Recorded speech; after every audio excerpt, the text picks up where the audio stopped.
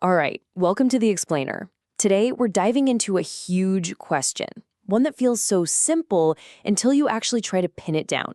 So let's just get right to it. What is freedom? I mean, really think about it. What does it mean to be free? Is it just about having a bunch of choices? Is it a right that someone gives you? Or is it something more, like a state of mind? A feeling? Well, that's what we're here to explore. The easiest, most gut-level answer is probably the one that comes to mind first.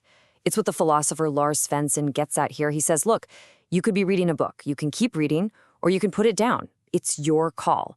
And that feels right, doesn't it? That simple power to choose, that feels like the very heart of freedom. Okay, so freedom is choice. Simple enough, right? But is it really that simple? Is freedom just about getting to do whatever you happen to want at any given moment? I think you know where this is going. Let's throw a wrench in the works with a classic thought experiment. So this idea comes from a pretty famous novel by B.F. Skinner called Walden 2. Picture this, a perfect little utopian society. Everyone's happy, living in total harmony. They've got tons of free time for art, for science.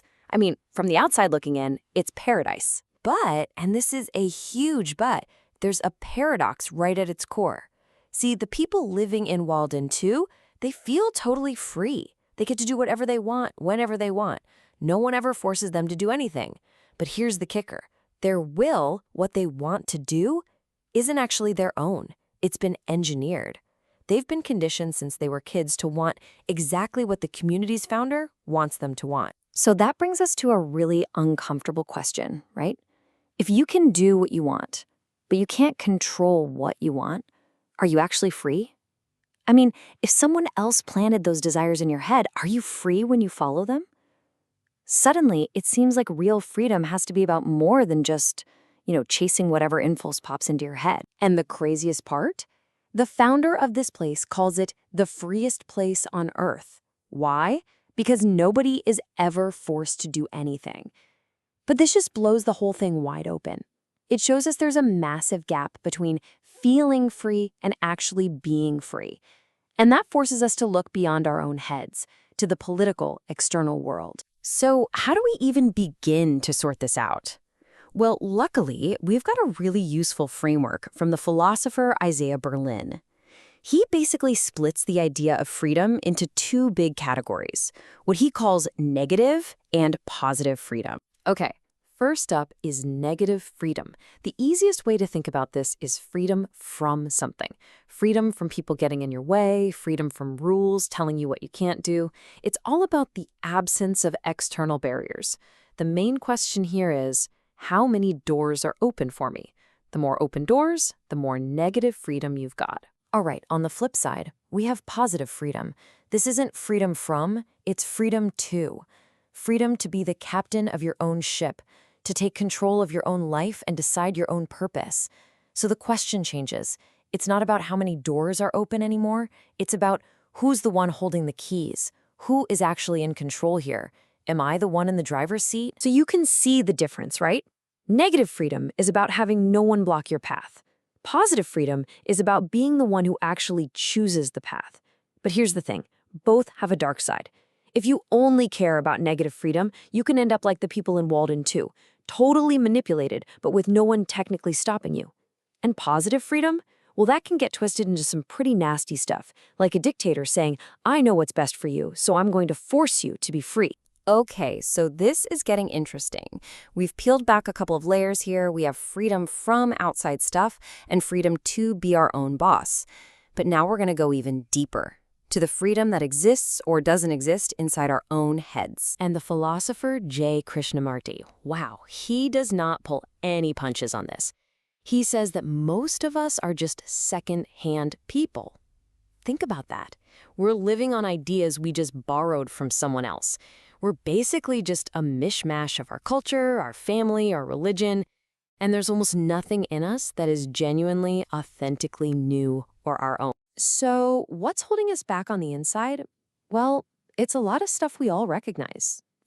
Always seeking comfort, running away from discipline and responsibility, and a big one, that deep-seated fear of being totally alone. of standing apart from the crowd. And beneath all that is a whole lifetime of conditioning from our country, our race, our family, that makes us react automatically without even thinking. And here is the tough part. This kind of inner freedom, it's not a gift. No one can just hand it to you. It's work.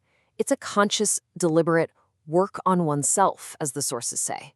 It takes real effort and awareness to start questioning, well, everything. So, is there a way forward? How do we actually do that work? The philosopher Rudolf Steiner suggests a path he calls ethical individualism. And the core idea is pretty powerful. It says that a truly free person stops just blindly following the rulebook. Instead, they become their own moral compass.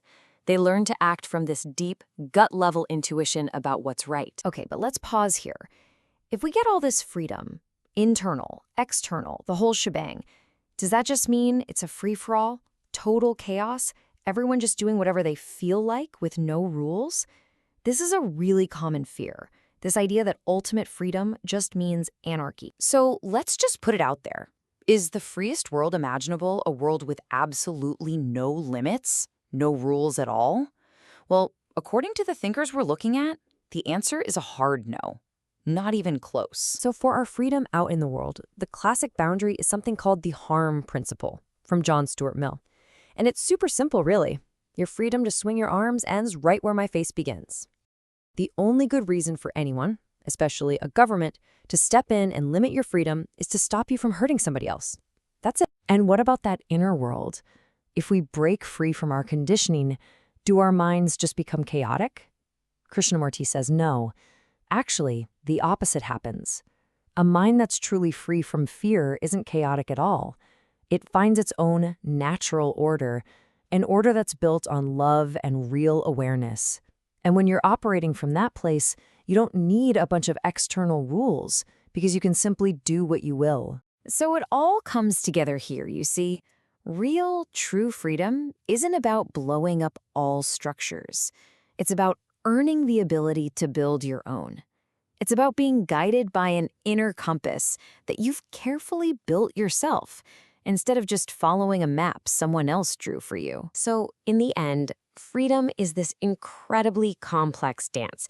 It's a back and forth between our rights out in the world and our awareness deep inside our own minds. It's between political freedom and personal freedom. And if you have one without the other, well, the picture's just not complete. And maybe that's the biggest takeaway of all. Freedom isn't some trophy you win or a place you finally get to. It's a practice. It's something you do. The writer David Foster Wallace put it perfectly. He said, the really important kind of freedom is all about attention and awareness and discipline and effort.